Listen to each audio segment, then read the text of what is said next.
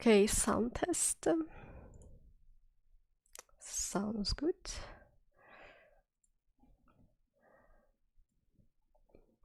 All right. I think we're live. Yes. Okay. So, welcome to stream number 3. So this stream is going to be a bit different from the previous ones, in the sense that today it's just going to be me. Normally my plan for these streams is that there would be some people in the stream with me and we would be trying to solve something together related to Tatoeba, but today I have some interesting things to show.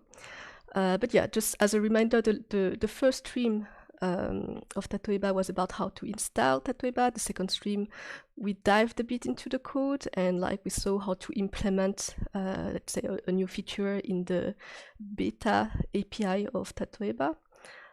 So yeah, the whole point of the stream normally is that there's someone who wants to change something in Tatoeba, and we try to teach them during the stream what they need to know in order to make the change they want to see. But today we are going back in time, because this weekend I kind of dived into old folders of mine, and I was a bit curious to see if I would manage to well, I found source code basically, and I was curious to see if I would manage to run these old versions of Tatoeba again, and I did. So I thought it would be interesting to show that, and yeah, at the same time to talk a little bit about how Tatoeba was created and how it evolved in the early years, and maybe that gets some people interesting to join in the journey. So let's start. Maybe a few words about what Tatoeba is. So I would guess most people who are watching right now, which is like 4 viewers, that you know what Tatoeba is, but just for the sake of defining it. So Tatoeba is a project which goal is to collect sentences and translations into as many languages as possible. So for that, we have this website, tatoeba.org, where basically people can go to and they can add sentences and add translations. So that's really the core idea of it. Now, the nice thing about what we're doing here, we're basically building a corpus of sentences and translation. And what is nice about it is that anyone can download the sentences and translations that we are collecting. So there's a page where basically you can go to and you can download all the sentences and translations that we have collected so far, which is about 10 million at the moment. The other nice thing about this project is that it's open source, meaning that anyone basically can join and improve the features of this platform. So again, if you were interested in contributing to this project on the development side, at the bottom of the page you have a link to the GitHub page of Tatoeba. So yeah, so this is basically the whole source code of Tatoeba, the source code that is used to run this website here. And you'll have some information if you scroll down about how to contribute as a developer. Right, so that being said, maybe before I start showing things, I want to talk a little bit about why are we doing this? So why exactly did we decide, or did I decide to start collecting sentences and translations? So this is a story that I actually wrote about in the blog of Tatoeba a long time ago, so 2013 here it says. But yeah, I just want to talk about it a little bit. So All right, so where does this idea come from? Uh, so the very beginning of the idea is that I was traveling in Germany, and at the time I was very passionate about learning languages. So coincidentally, German was not actually a language I wanted to learn, but still I was in Germany and I asked myself, what if I wanted to start learning German? So the first thing I would do if I want to start to learn, back then at least, if I wanted to start learning a language, is that I would search for a dictionary. So I started to search for a French-German dictionary, and unfortunately, I mean, I could find some dictionaries, but unfortunately, I couldn't find any dictionary that I was really satisfied with. And then I started to wonder, okay, well, what about English, English German, or then even other languages like English Spanish, or Spanish French, or Spanish Japanese, or like all these combinations of all the languages that I was learning. Like I was trying to see if there was any good dictionaries that I could find in general, and to my disappointment, I couldn't find anything. And so one thing I should point out is I was disappointed about most of the dictionaries I found because of one particular dictionary that was actually exceeding, like that was the best one I found at the time. I think it still exists. Let's have a look actually. So yeah, the page looks very different from back then. But it was this Japanese English dictionary. If I can find a way to access it somehow.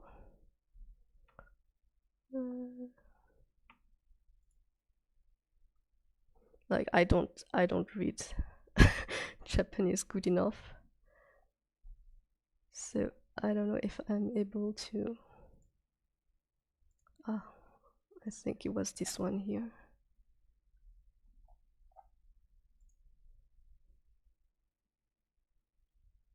Right. Okay, so the amazing thing with this dictionary back then was that I was able to search like combinations of words, like pieces of sentences, and not just like words, because most dictionaries back then, you were really just limited to words. So for instance, I could search something like I would like, and by searching that, I could actually get example sentences that contained I would like. And for me, that was super practical. Like when I discovered this dictionary, I was like, this is so awesome. Like I really loved it. And because I knew this feature existed in this dictionary, I was kind of disappointed that it didn't exist anywhere else, or at least in the languages that I was learning like 15 years ago. And like resulting from that, I started to ask myself, well, what would my ideal dictionary look like actually? And for some reason, I was very obsessed by this question. And I spent like a couple of days, so I was in Germany, and I literally spent a couple of days like thinking about, yeah, actually, what would be my ideal dictionary?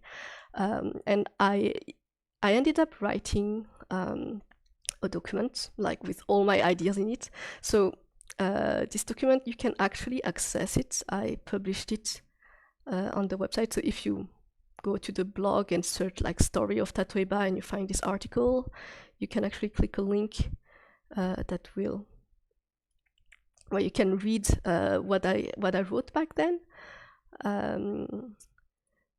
Maybe just one thing I realized, that maybe the link I put is restricted, so I'm not sure if you can, if everyone can access it right now, but I'll make sure that it gets public, so that in case you're interested, you can go back to what I wrote 15 years ago about my ideal dictionary. But right, so one of the important points of this, in all of this, so there's a bunch of things, but yeah, there was this core idea that my ideal dictionary should have sentences and translations for the sentences, and there was some extra feature about how you could mouse over a word and it would highlight the corresponding words in the other languages. But yeah, so yeah, if you have a look at it, you'll see that there is like some core idea of Tatoeba that that you'll find in this very first, like the seed of everything. Right. So, what did I want to talk about as well?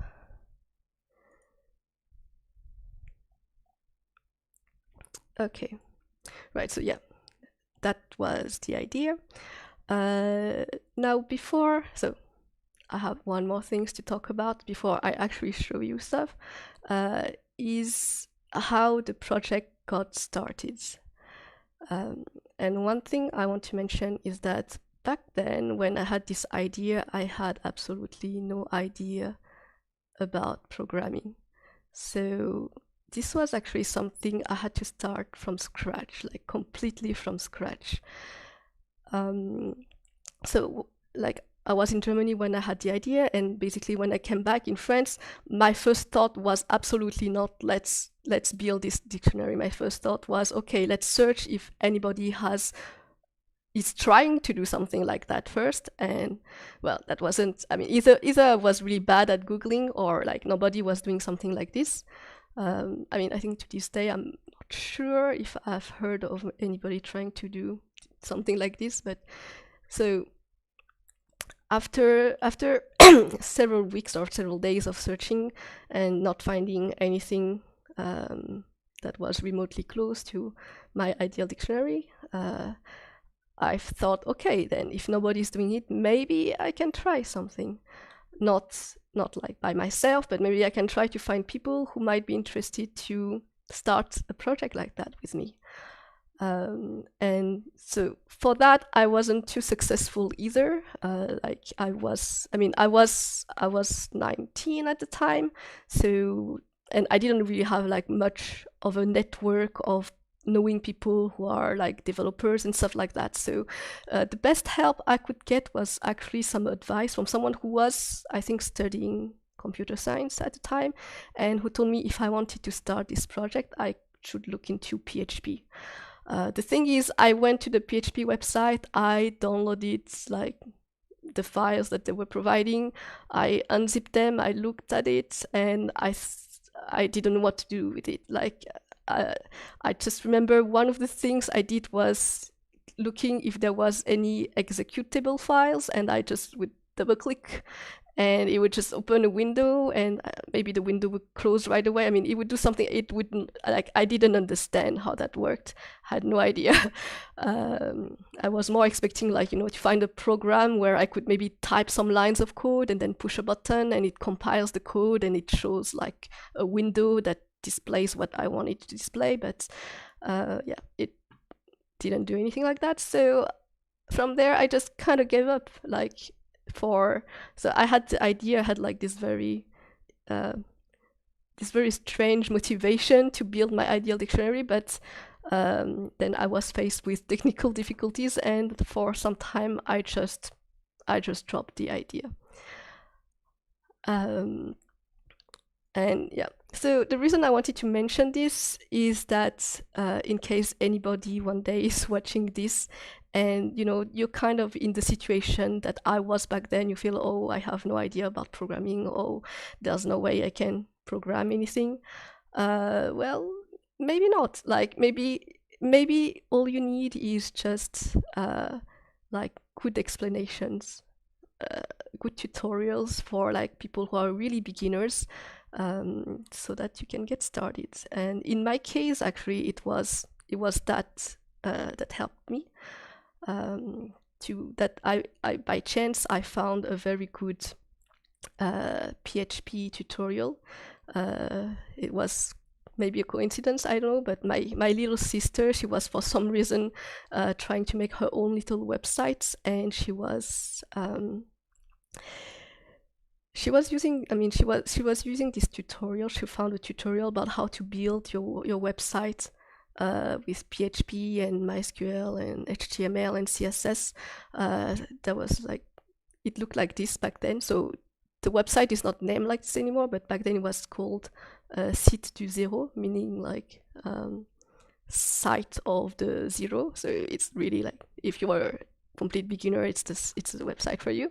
And yeah, there was some tutorial in there, and the tutorial was actually really helpful because it was really tailored to people who had no idea. Like, it was really starting from scratch and explaining every step about how you could build something concrete and within a fairly short time. Like, back then I thought if I wanted to build my ideal dictionary, I had like to spend 5 years studying programming until I could even start to think about, hoping to write some lines of code. But thanks to the tutorial, I think within just a few days, I started to realize, oh, actually, I can do something.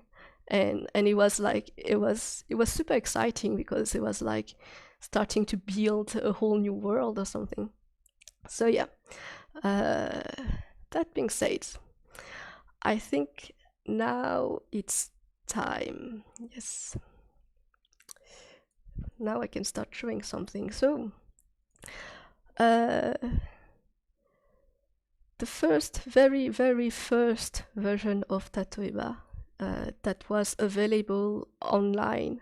Well, okay, not very first, because I did some experiments a little bit before, but let's say something that was kind of working and that I kind of started to promote among the, I don't think promote is the best word, but like at least to spread the words among the people that I knew, was hosted on this website called SourceForge.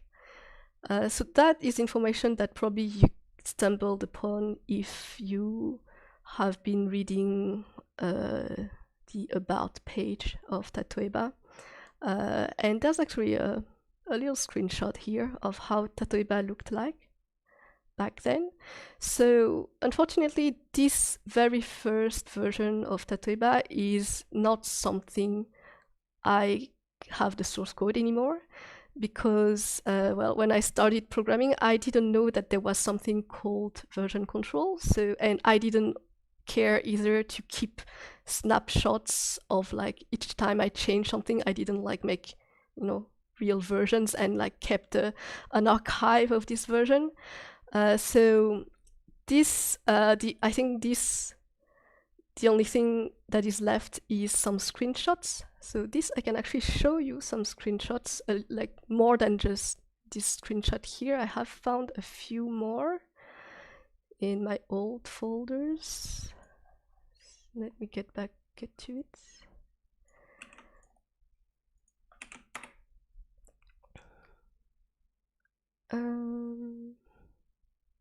Oh, and by the way, like if anyone has questions, feel free to ask in the chat. So I'm not used to looking at the chat yet, but I'll try to look once in a while and see if anybody has questions, and I'm happy to answer.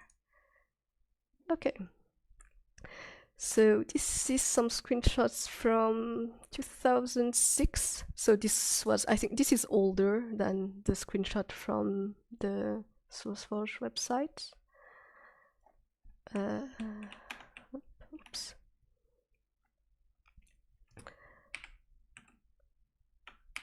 Right, so yeah, this was the homepage back then.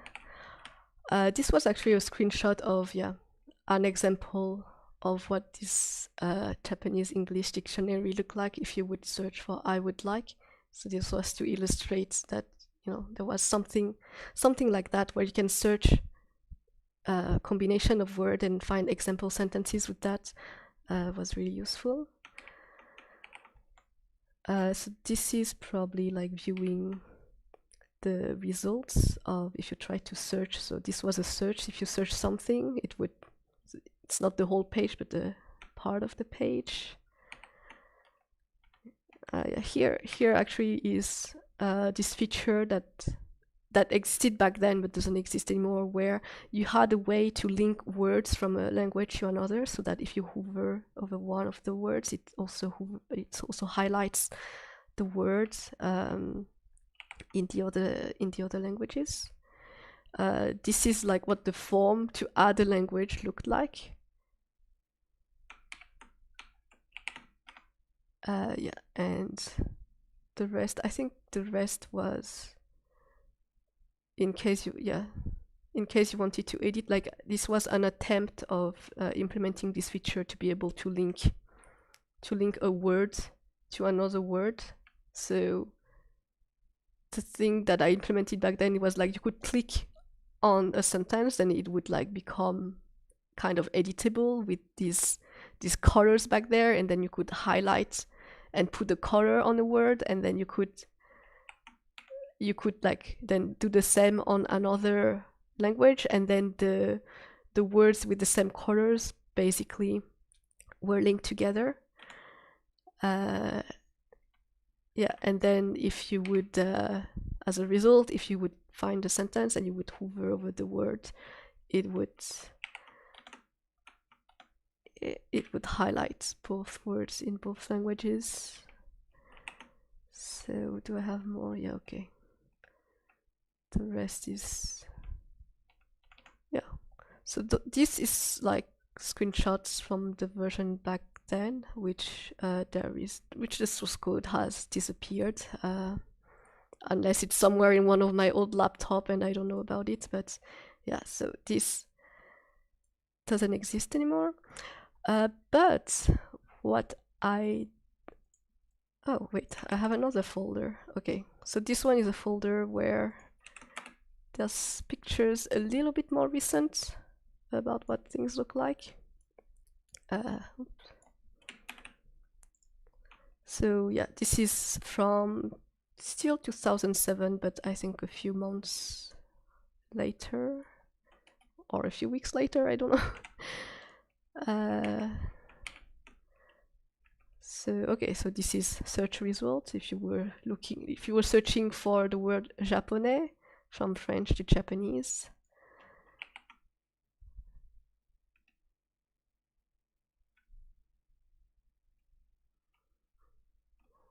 Yeah, again, so maybe that's the screenshot that I used on the SourceForge website. Yeah, again, search results with more languages here. Like here, yeah, it was not specified from which language to which language. Okay, yeah, and the rest I think is nothing really new. So yeah,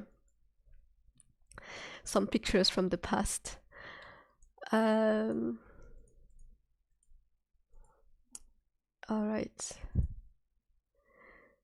So that version, like these screenshots that I've just shown, this is things I cannot show, but because I don't have the source code anymore. But what I can show is the source code, the latest version of the source code that was hosted on SourceForge. So to my surprise, so SourceForge is a place where you can upload the code of whatever software you're building, but it also provided web hosting and a database with that. So basically, back then, if you would type, so the name of the project on SourceForge is not Tatoeba, by the way. Tatoeba, like at this point in time, I didn't call the project Tatoeba yet.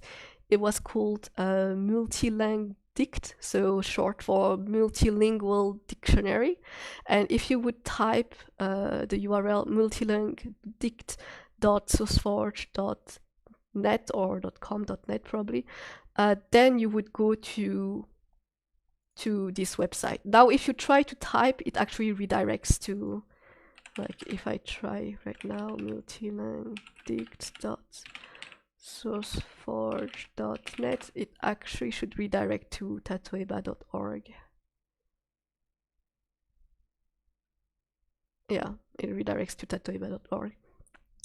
But so yeah, so back then, yeah, they offered very basic web hosting, and I managed to log in to this account and again to like the server where I had deployed the latest files for this, uh, and they were still there, so they still exist. So I downloaded them to my computer. I had to tweak things a little bit, like to figure out, okay, how do I run this? But the database was still there, the files were still there, so here's what it looked like. So this is, there's some errors here that I didn't bother to fix, but this is the last version that existed on the SourceForge servers. It looked like that. So I would say this is kind of already version 1 of Tatoeba. Like what the blue version I would say was what I would call version 0, and this is like probably the beginning of version 1 of Tatoeba.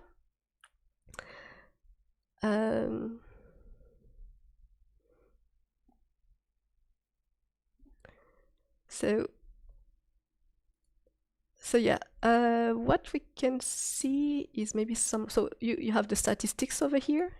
So back in 2007, I guess the languages were limited to German, English, Spanish, French, Italian, Japanese, and Dutch. So the highest amount of sentences was French, obviously, because I'm French, but not too far from German English. But you can see back then they were just like, it started from 0, so within 1 year the amount of sentences collected was like a few thousand, basically. Yeah, we can see here that I started to have the idea to implement a forum, but this was still in progress. There was no documentation either. What we can see, however, is, yeah, we can browse sentences and we can see the very first. So these are things where back then I didn't have logs, so there were many sentences that didn't have logs. So for this one, there was some logs, but not for the German, English, Spanish, French, and Japanese version. I think only for when somebody added a Dutch version of it. But the very first sentence in Tatoeba was, let's try something.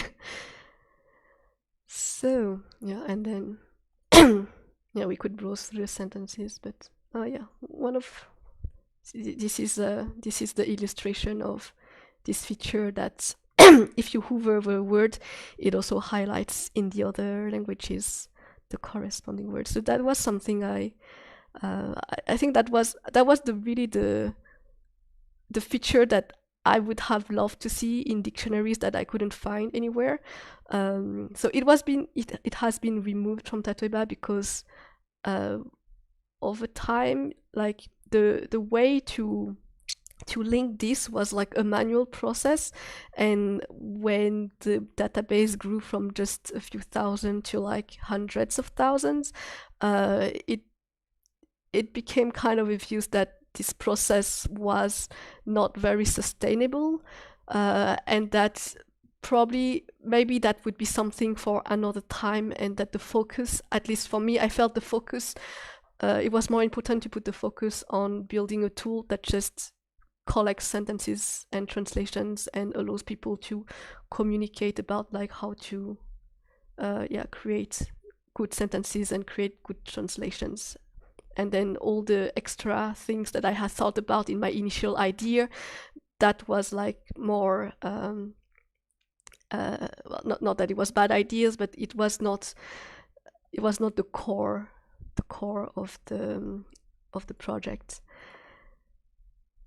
Okay, so yeah, so you can browse for some sentences, and yeah, there are some logs. and some statistics here. And yeah, back then actually you could create sentences even if like you didn't have an account. So there was a way. The form was actually available for absolutely anyone to create sentences. The only thing was that if it was created by a random person, I think it had to go through validation.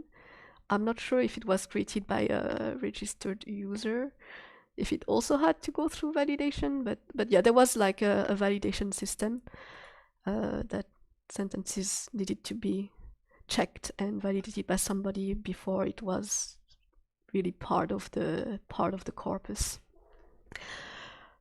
All right, so that's the SourceForge latest version.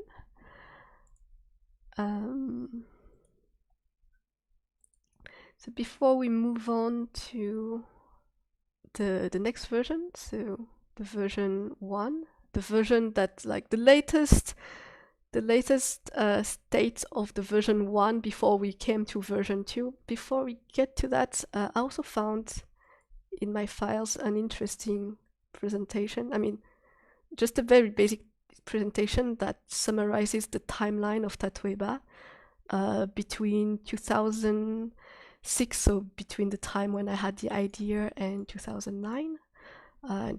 I'm just going to go quickly through it with you. So again, 2006 is when I had the idea and wrote down this document, my Trang's Ideal Dictionary. Then like during May, June 2006 is when I started to code something. And in August is when I uploaded the code in SourceForge. So this is what I call version 0. So still pretty much a prototype and experimental thing at this time. I had no idea where this would go. I had no idea if I would continue. Turns out it's been 15 years now, so it continued for quite a while. Okay, somebody asking, what do you think of GLOSB? I actually don't know what is GLOSB, so I don't know what to think about it. Alright, so if we continue in the timeline, yeah, one thing to know is I was a student at the time, and I had this idea of my ideal dictionary before I got to choose precisely what I wanted to study. So I was I was in an engineering school, and basically the 2 first years in the school, you just learn about general stuff like just math, physics, chemistry, this kind of stuff. And I actually chose so computer science, I could choose between like several topics, so mechanical engineering, like something with biology and engineering. I can't remember all the topics, but computer science was one of them.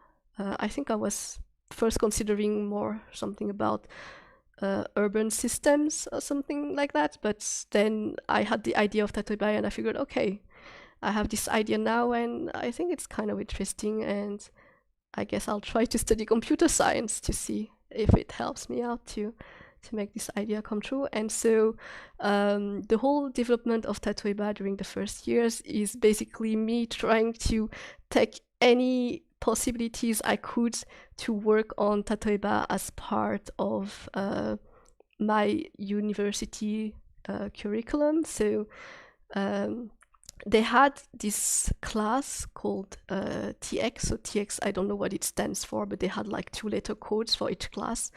Like mathematics was MT, chemistry was CM, physics was PS. And so there was this class called TX where it was not a conventional class where you had lecture. It was just a class where you had a project and you work on a project. And I just took as many TX class I could as possible, and all of my TX class I was like doing something related to Tatoeba. And so here is the first project where this is, I think, where I implemented this feature about linking words between each other. like so that you can hover over a word and it highlights the corresponding words in the other sentences. If we continue in the timeline, there was the second TX. So I think this one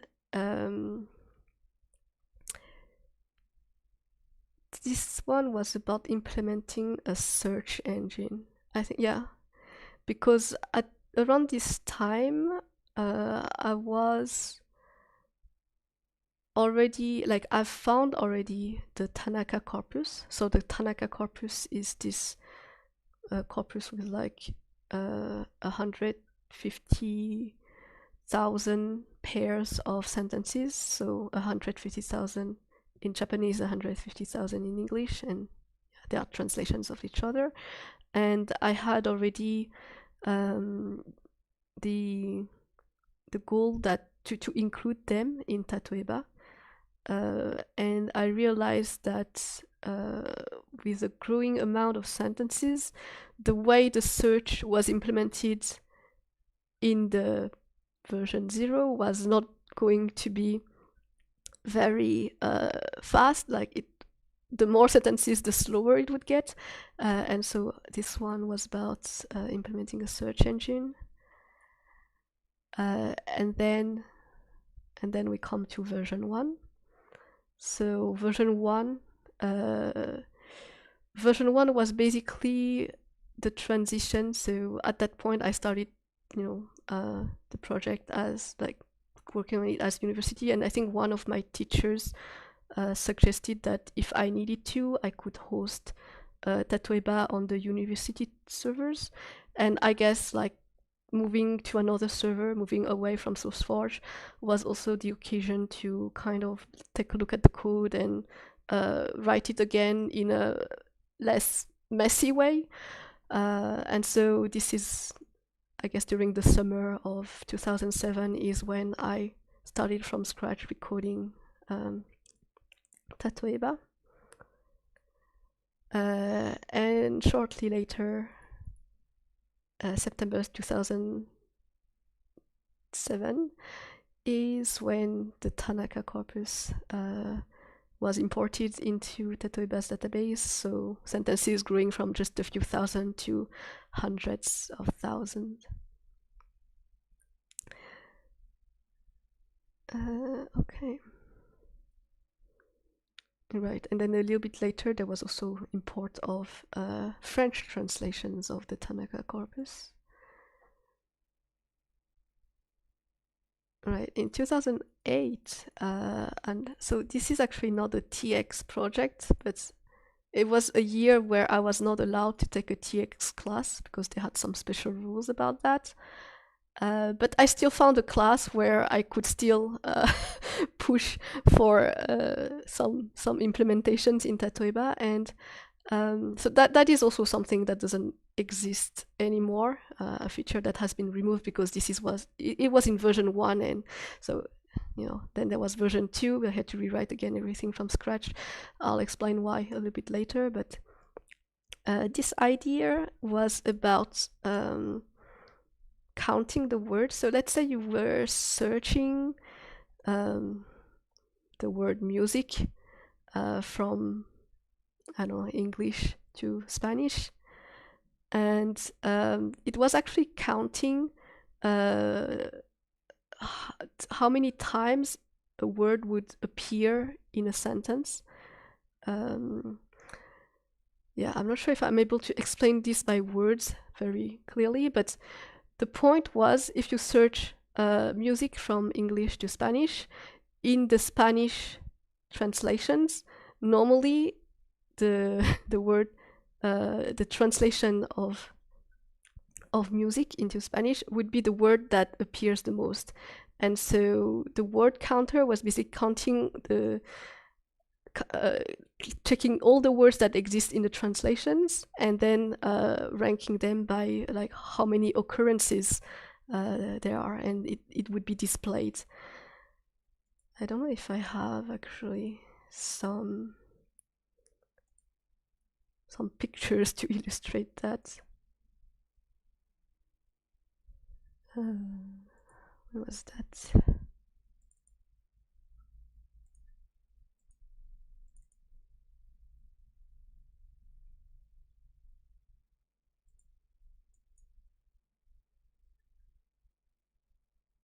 Yeah, I'm not sure if I'm able to find right now, but anyway. So yeah, still a project, university project. And then version 2. So version 2 of Tatoeba is kind of, yeah, I would, yeah. So we've been on version 2 of Tatoeba since 2009. And I'll explain a bit later what is different with version 2 and why I needed to rewrite everything once again. But let's finish the timeline maybe. So this TX here, to be honest, I don't remember exactly what it was about. Can I find something about it?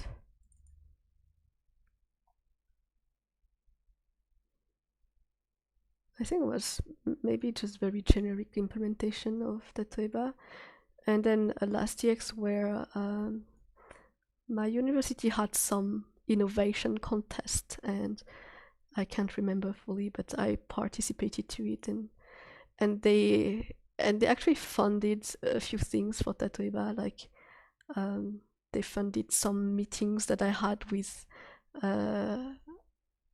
like this is a time when I found another student who was the first other very involved developers in Tatoeba in the early years, and he was from another school, and thanks to this innovation contest, like they could fund basically the train tickets and also the meals that we had when we were meeting each other. So that was cool. Anyway, so if we go back a little bit, the second version of Tatoeba, which source code I found, is the source code right before version 2. So right before version 2, I, of course, did a backup of things before I would move to the new version, and I found that source code, and I managed to run it as well. So yeah, the first website I showed you was from 2000, was probably 2007-ish. Yeah. So do I still have it open? Yeah, this one here, yeah, it's 2007. Actually, you can see in the logs. The last log here is July 2007. And the other version, so I have to switch something first.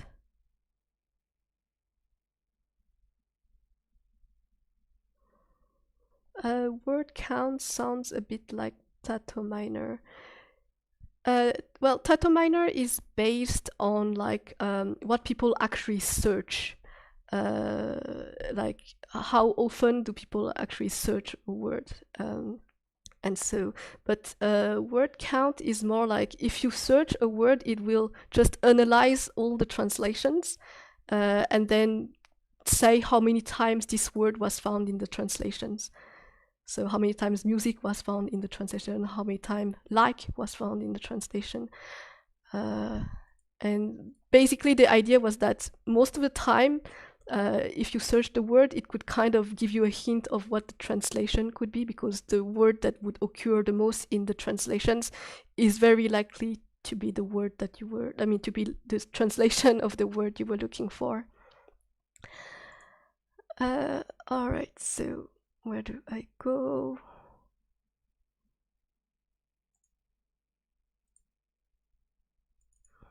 Give me a second, I just have to change the configuration so I run.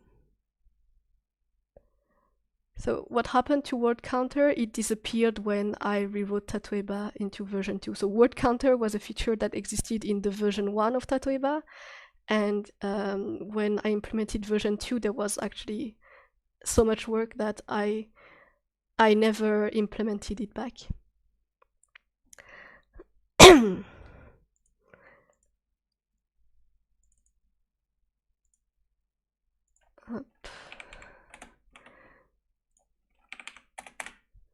Okay, so now we're gonna see version of Tatoeba from 2009. So this is the the version of Tatoeba right before it transitioned to version 2. So version 2 is the version where we are at the moment. And it looked like this. So one thing I noticed is I actually made several themes for this. So you had like the default theme in green, but you could also have a light theme, a dark theme, metal blue, cherries, and I like trees. I need to get some water. I'll be right back.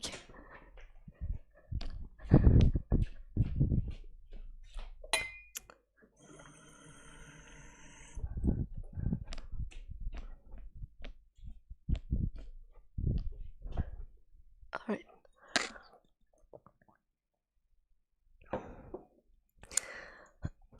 Okay, so there was more than 5 languages. Actually, there is a section with more stats, but let's go through the sections one by one. So in version 1, the forum has been implemented. So there was a forum, which was actually organized into 3 languages, which were the main languages. Like the users were either speaking English or French or Japanese. There wasn't other languages because there was no need to. There was some documentation. So there was, I cannot use the search here, but we can still go to a sentence. So here the sentence, as we can see, so we saw in the previous version from 2007 that sentence number 1 was let's try something, but it changed because moving to this version of Tatoeba, I kind of changed the structure of the database, so things got moved around a little bit. Contributing, so that got disabled actually because it was, I mean, we were about to migrate, so we wanted to stop having new contributions. And here we can actually see some stats. So at this point, Tatoeba had, I think I had counted 13 languages, so yeah, a few more than before. We can see the most are in English and in Japanese, and French not, well, I was gonna say not too far behind, but yeah, French was on 3rd position. And there was also statistics about each contributor. So normally, I don't know why this doesn't work anymore, but I think if you clicked on it, you could see actually how many sentences in each language this contributor had contributed.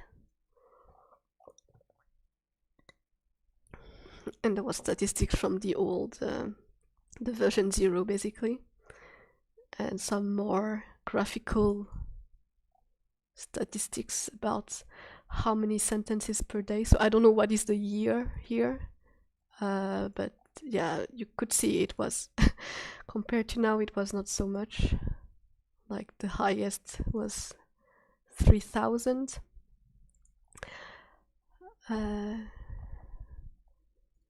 Right, so what else? Yeah, this page shows the logs.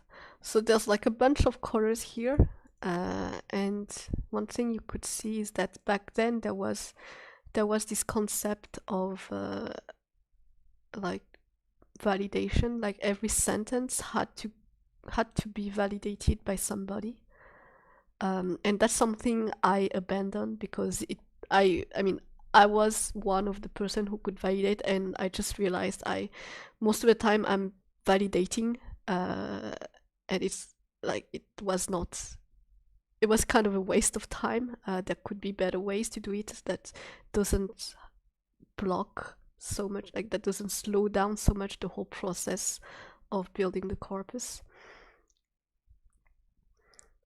Yeah, so that's about it. There was conversion tool from, I guess, from Japanese into Romaji or Furigana. There was a page where you could practice translation. Yeah, I guess it's very simple. I just show you a sentence and then you try to translate, but I mean by translating I guess it doesn't do anything except showing you it just shows you the answer, and then you can compare your translation to the answer. You could already export for Enki. And yeah, of course, you could download the sentences. And there was a small, section for sentence rating, but yeah, I think that part here, it requires other bits of code that I didn't try to reinstall. So yeah, that's a bit of navigation into the Tatoeba from 2009. So that's the version right before we moved to version 2.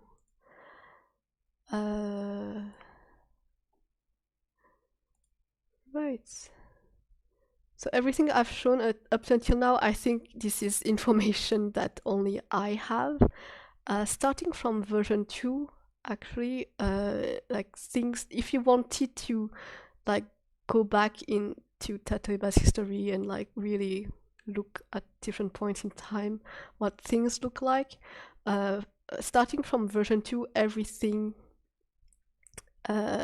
is documented. I mean, not everything, but like you can trace back because on version 0 I wasn't using any version control and I wasn't uploading like different versions of my software on SourceForge.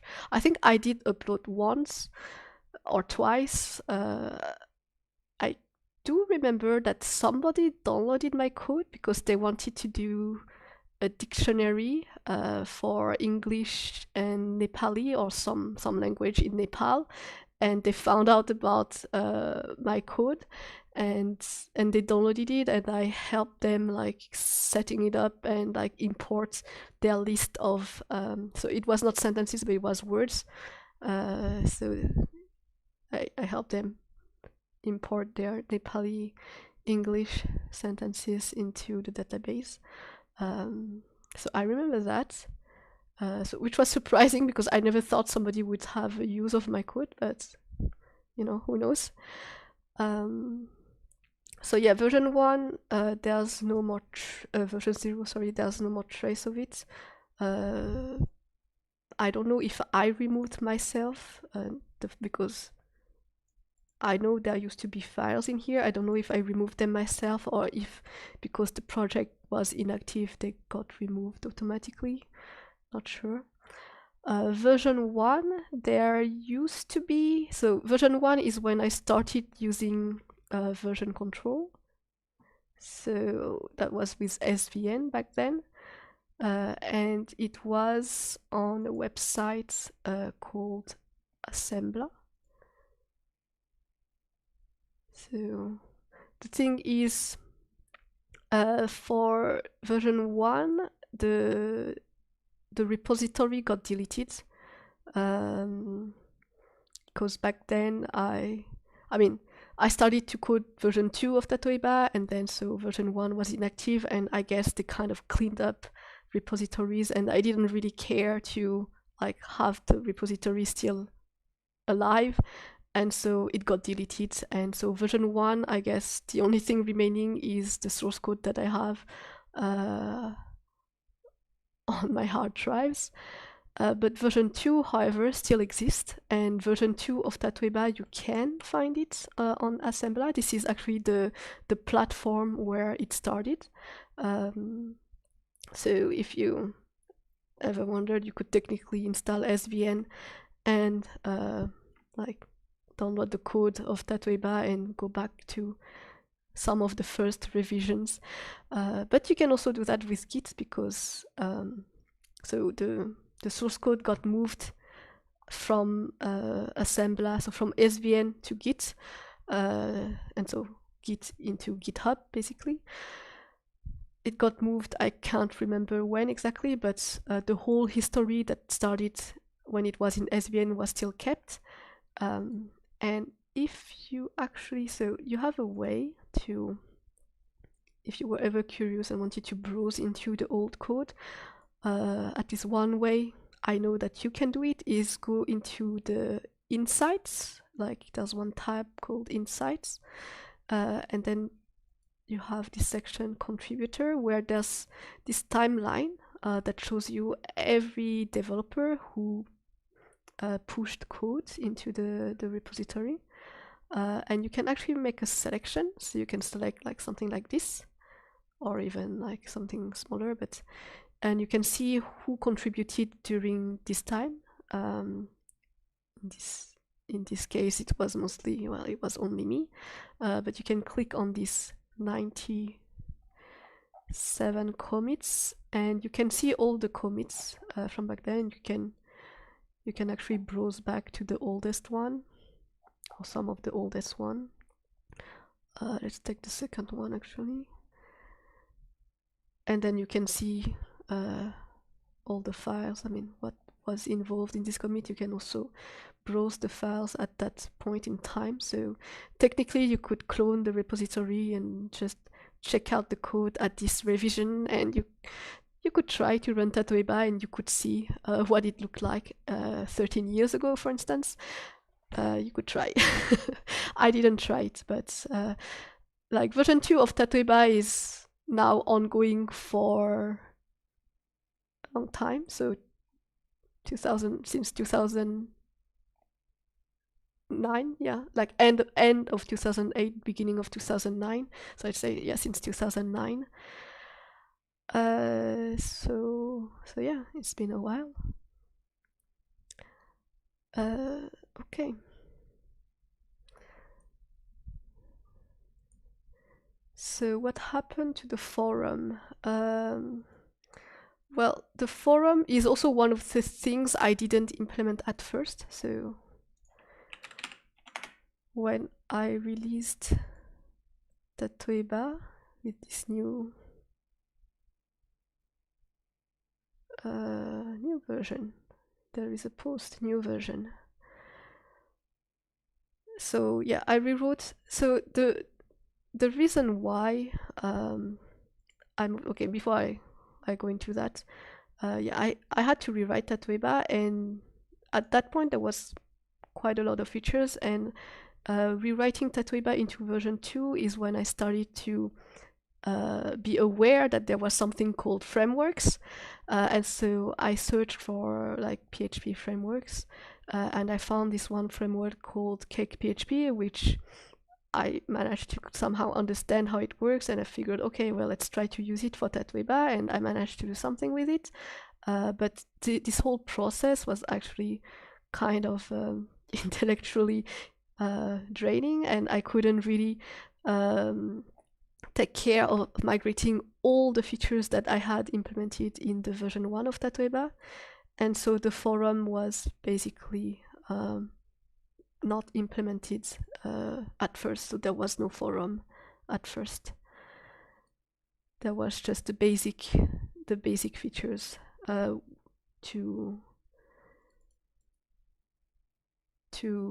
add, translate, modify, post a comment. Actually, one thing to say about posting a comment is that the forum back then was also used to comment on sentences, and there was like it was very, very hackish. So there was kind of you had to put a special the title in a special format so that it would detect it as a comment of a sentence. So if you wanted to comment the sentence number, like, okay, let's take 45, you wanted to comment sentence number 45, you would have to put in the title into brackets, you will have to put 45, and then the system detect when you're viewing sentence 45, it would search all the comments that have 45 as a title, and then it would display them as comments. So it was like the forum was kind of a mix of actual forum where people could post ideas and as a place where you could comment on sentences. And in the new version, in version 2,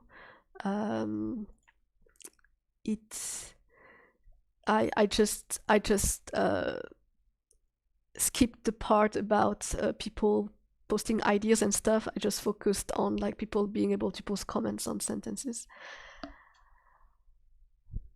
All right.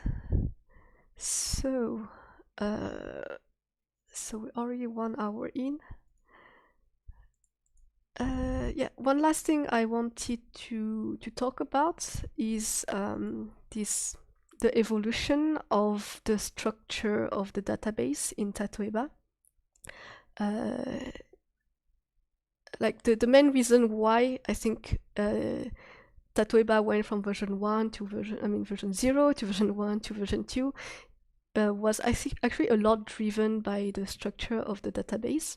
And I wanted to kind of explain like how I organized, like how I stored the data at first, and why like it had to evolve the way it evolved. And mostly I remember, so there was a couple of weeks ago, somebody who posted an interesting statement about Tatoeba, and I mean I find it interesting because it illustrates very well the shift that Tatoeba had to go through. So if we read what this person says, he wrote, the site claims that if something is translated from language A to language B and then from language B to language C, on and on until you get to language Z, it claims that language Z sentence is the translation of language A sentence into language Z. So this statement here is actually false today, and we can show that actually if we go to the dev website. So we have on Tatoeba we have this sandbox website kind of where you can go to, and it's basically a copy of the real website, but the database is like doesn't have the latest sentences, but all the features are kind of the same as the real website. And so if you wanted to test a feature, you could go there.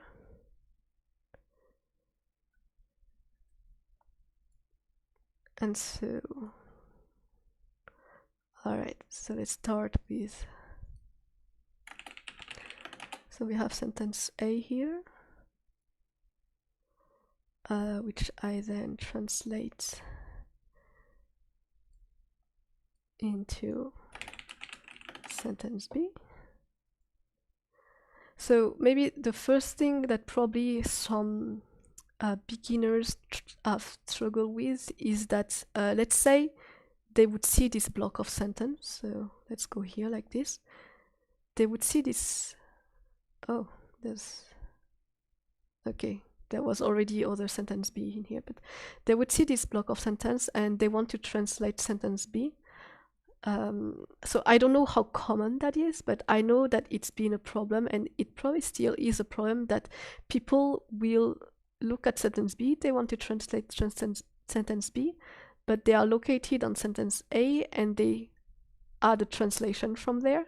So despite the fact that we hide the whole sentence and we only show this, I think some people still confuse the feature that, I mean, they feel probably that if they add a translation, it adds a translation to the whole group, rather than adding a translation precisely to a sentence.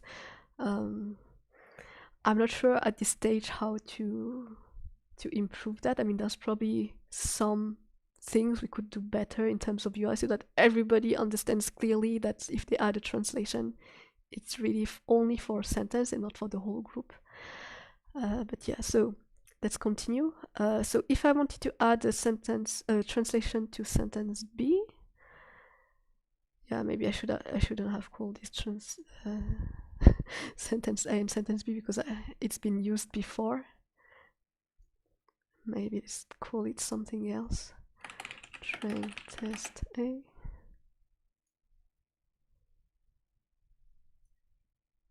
Oops.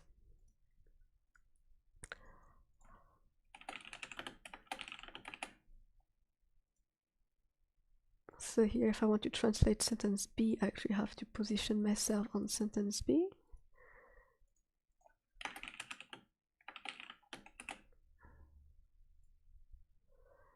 Then if I want to translate sentence C, I have to position myself on sentence C. So we're going to stop at E. I think that should be enough to illustrate the case.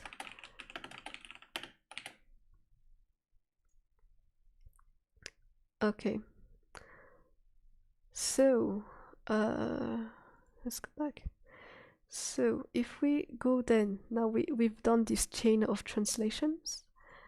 And if we go back to sentence A, what we see in the block here is that we only see that sentence B is a translation of sentence A and sentence C is an indirect translation. So this is maybe not super clear with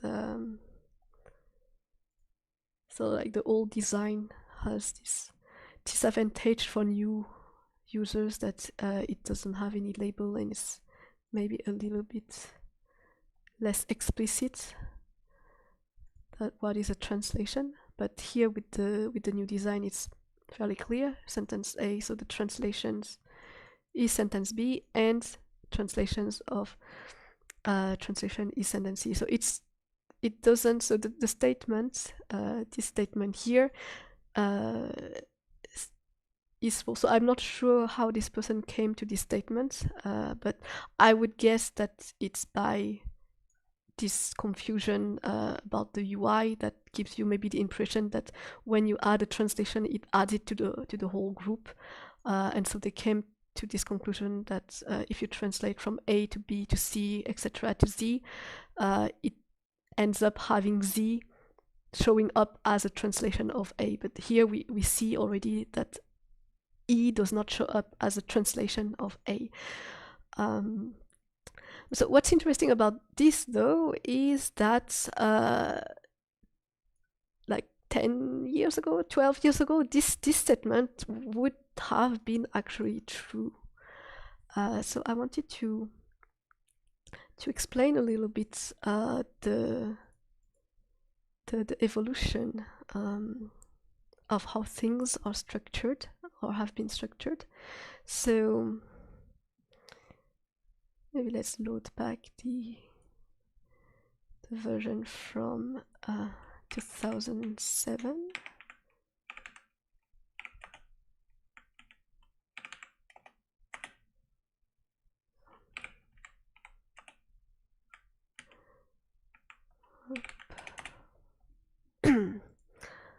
So if we go back in this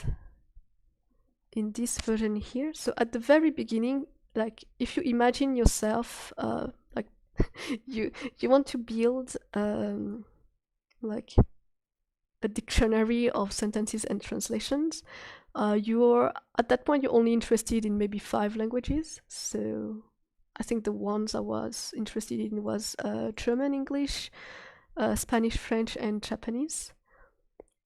How do you structure it? So personally my first thought, as somebody who doesn't know anything about database and stuff back then, my first thought was to just have a simple table with 5 columns. So it's like basically a spreadsheet. So that's the I think that's the most intuitive way somebody with no knowledge at all in programming or in database would structure this. So that's how the version 0, which doesn't exist anymore, but that's how the version 0 of Tatoeba that I remember of was was structured. It was just one table with 5 columns: English, French, Japanese, Spanish, German, like, and then from there, first thing I realized is actually for Japanese sentences, I would kind of like to also have the romaji, basically the pronunciation of it, right? Because I didn't know all the kanjis, so I couldn't read Japanese, and so it was, for me at least, very useful to have this extra information. And so one way to do that was to add one column, but then in my head it was like, okay, but if I had other languages like Chinese, for instance, how would it would become like maybe a little bit like a little bit difficult, or it felt like not so well organized. And so from there I switched to another structure, well, which was not so different in the end. It was just like, instead of having one table with one table for all the languages, I had one table for each language, and so in each of these tables, there would be the possibility to have the sentence itself, and then so one column for the sentence text and one column for the pronunciation text. So that's how I evolved the database, and then I don't exactly remember. Oh yeah. And then the problem came when I realized, well, what if I want to add like thousands of languages? Like every time I want to add a new language, I have then to create a new table. And then my code was made in the way that every time I had to add a new table, I also had to like change a little bit something. And so from there, it evolved to basically, I think, the structure probably that we see here, where everything was in one table with just a few columns. So like the ID, and the ID was the thing that would kind of link all the sentences together.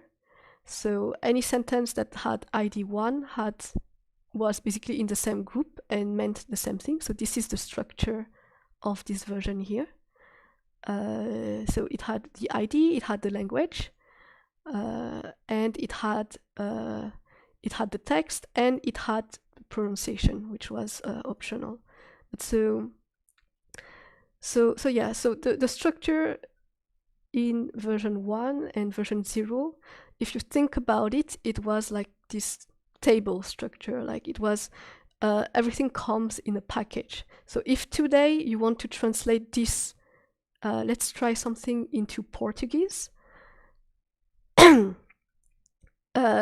would just, so first of all, the first problem is, if you want to translate into Portuguese, which sentence exactly are you translating? Because it could make a difference if you're trying to translate German sentence or if you try to translate the English sentence. So the problem I realized like around that time was that, okay, if somebody actually wanted to add a translation in a new language and there's like already several translations, for it to work, they would kind of have to know all the languages that already exist, and they would have to add a translation that matches all the other translations, all the other sentences in the group. Which, like, if you have 3 languages, maybe that works, but like if you have 1,000 languages, that just doesn't work. Like you cannot expect somebody to know 1,000 languages, and like when they want to translate a group, they have to make sure their translation matches everything. So that was one problem. And the second problem that was also kind of annoying, and actually I found, okay, not in this one, but there was a in the other one. Let me switch to the other one, to the version from 2009. So it's in French, but there was somebody who asked, so if I translate this, why not allow to add variants for each sentence in each language? So basically it's somebody asking, why do you not allow to add several translations for a same sentence? And so that's something that obviously I had already thought, like that was a problem that I had already thought about. And indeed, like when you have this structure where like everything comes in a package and translating, it's just adding one element into this package, it's not manageable if you want one sentence to have several translations.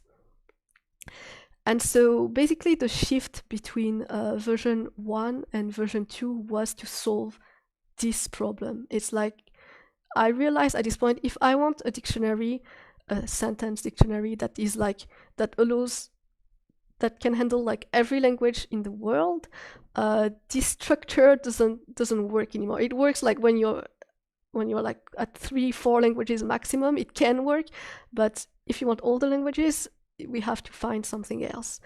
And so this is when Tatoeba evolved like from this table structure into a graph structure. And so, I mean, the solution in itself is simple. It's like you stop putting everything like together in a box. You just consider that each sentence is an entity on itself. So when somebody creates a sentence, they just create a sentence and nothing else. And when somebody translates a sentence, they're not adding a sentence into a box. They're just creating another sentence, and then they're creating a link between their sentences and the sentences they're translating. So it's just it's a very different like concept, and so Tatoeba of today and the version 2, and that's why I guess version 2 has remained version 2, is that this is the best structure we could have found for modeling, for structuring a corpus of thousands of languages with like thousands of sentences and translations. So using a graph database, yes, of course. So that has been talks like I can probably find threads or blog posts or stuff where we talk about like using a graph database. So definitely somebody actually tried. So among the developers, if we go back to this little contribution graph here, so this guy here, who was the first active developer to join me in the early years of Tatoeba, he actually made a version of Tatoeba which may still exist in the repository. So it could be this one. So if you try to run this version, I believe this is based on a graph database. But like, so he's using, what he tried to do here is like to actually make a website with C++, so that's a bit unconventional. But in this version of the website, he actually tried to show the whole graph of a cluster of sentences. So you would be able not to see just the indirect translation, but also all the levels down to the maximum level of like the whole chain of translation. You would be able to see it. But yeah, nowadays graph database, I think that would be great if we could migrate, but again, that hasn't, like, the functionalities that we needed for the website itself didn't require, like, there was no critical need to migrate to graph database. So we're just sticking right now with MariaDB, with a relational database. Okay. So I think I went through pretty much everything I wanted to talk about. So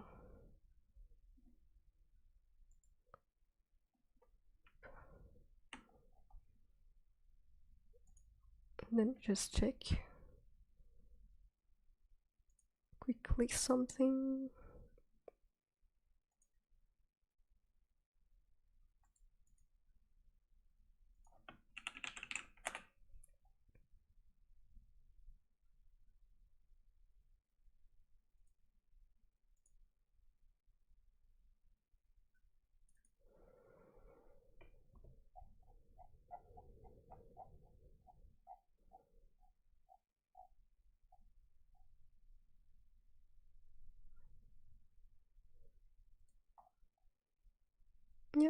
Yeah, okay. So yeah, that was that was a bit longer than I expected, but yeah, that was pretty much all I wanted to show.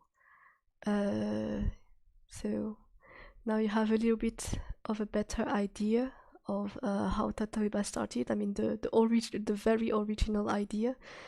You also know like how to, if you're ever curious about how Tatoeba looked like.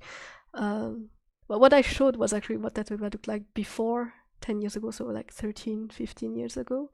But if you're curious, Tatoeba has actually changed a lot as well within version 2. So, but from version 2, you are able, as I said, you are able to get the code and you can try to run it to have an idea for yourself what it looked like. The audio recordings are so nice. Ah, you mean the audio features, yeah.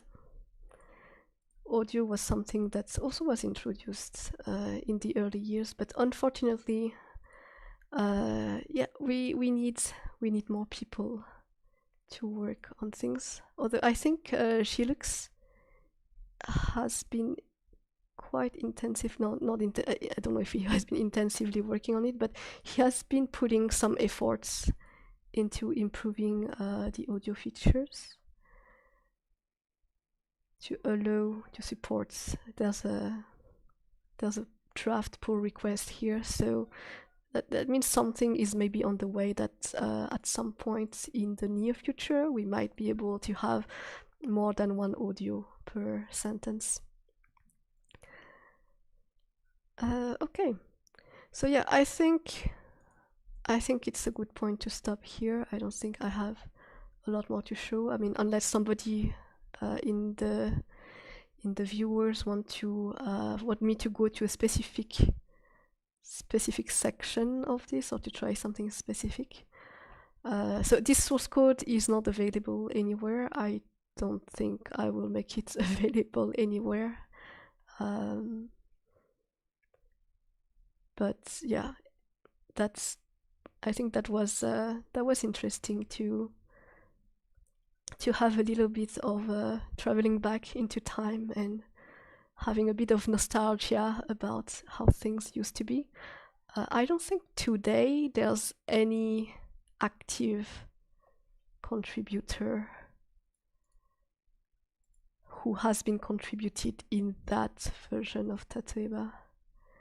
Like, this would be the names of everyone, and I don't think anybody from here is still actively on Tatoeba. Alright, but yeah. So, thank you for joining me today for this session about traveling back in time and having a look at how Tatoeba looked like 10, 15 years ago. So I hope that was interesting for you, and I hope that you see that we've gone through. It was a long way, but we pretty good, going from 0 sentence to now 10 millions. But obviously there's still tons of things to do, and I hope like that these streams that I will continue to do for the next 3, 6 months, maybe 12, who knows. Yeah, okay, there was me, but besides me, I don't know who else has been active. Yeah, somebody in chat says Trang was still active a couple days ago, so I'm the only survivor, I guess, of this of the evolution of Tatoeba. But anyway, so yeah, I hope it was interesting for you. Just be aware, the way Tatoeba is today is by no means like, no, it's not finished. It's still tons of things to do.